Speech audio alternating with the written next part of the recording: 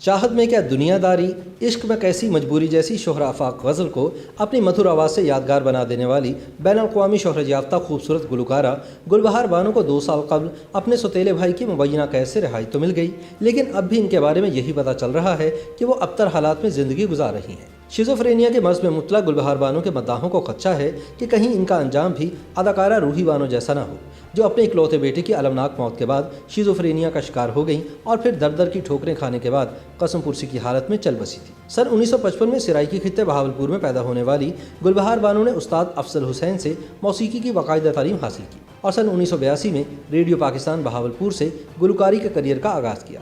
बाददां ये कराची मुंतकिल हो गई, जहाँ इन्हें सही मायनों में शोहरत मिली।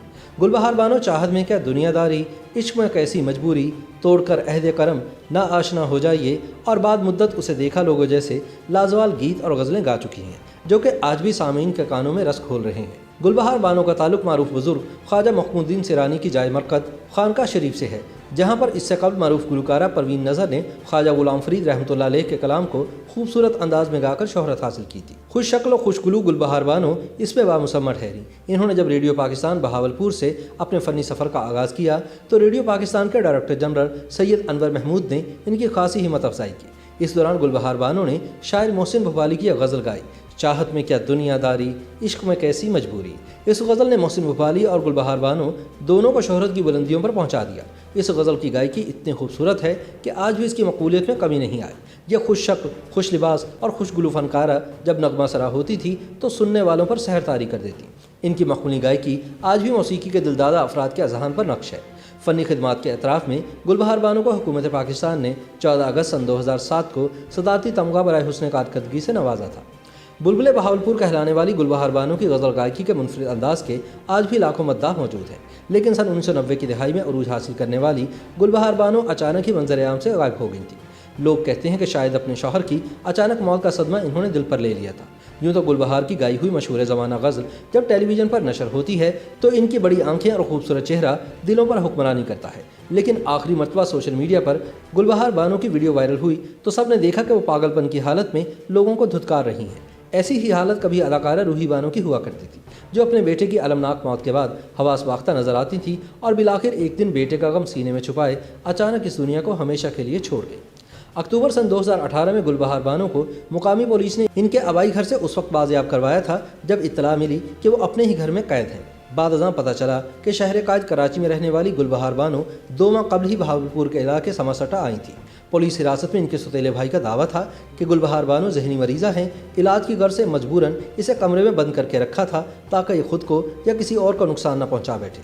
सौतेले भाई का मौक़िफ़ था कि शौहर की वफ़ात के बाद से गुलबहार बानो पर सन 2009 से पागलपन के दौरे पड़ते हैं, लेकिन कहने वाले कहते हैं कि गुलबहार बानो को इनके भाई ने इनकी जायदाद पर कब्जा करने के लिए हब्से बेजा में रखा हुआ था। गुलबहार बानो दरअसल खावन की कब्र पर फातिहा खानी करने के लिए कराची से खानका शरीफ बहावलपुर आई थी। गुलबहार बानो के करीबी हलकों के मुताबिक वो कई बरसों से कराची के इलाके गुलशन इकबाल में मुकीम है।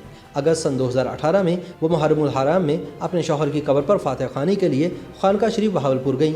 ज़राए का कहना है कि वहाँ पहुँचने पर जायदाद के तनाज़े पर गुलबहार बानो के भाई ने इन्हें घर में कैद कर लिया, जिस पर थाना समासटा ने गुलबहार बानो को हब्से बेजा में रखने की इत्तला मिलने पर इनको बाजियाब कराया।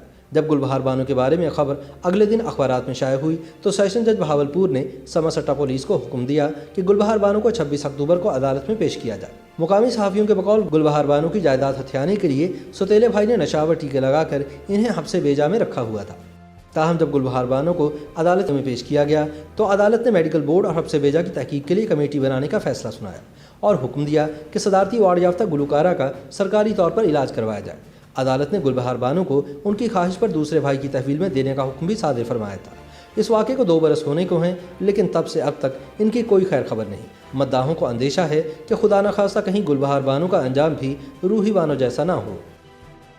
YouTube पर गूगली न्यूज देखने के लिए youtube.com की सर्च बार में गूगली न्यूज टीवी टाइप करें। गूगली न्यूज के पेज पर सुर्ख रंग के सब्सक्रिप्शन वाले बटन पर क्लिक करना ना भूलिए। YouTube पेज पर अपलोड होने वाली वीडियोस से बाखबर रहने के लिए बेल आइकन पर क्लिक कीजिए। आपको हर नई वीडियो के बारे में नोटिफिकेशन मौसूल हो जाएगा।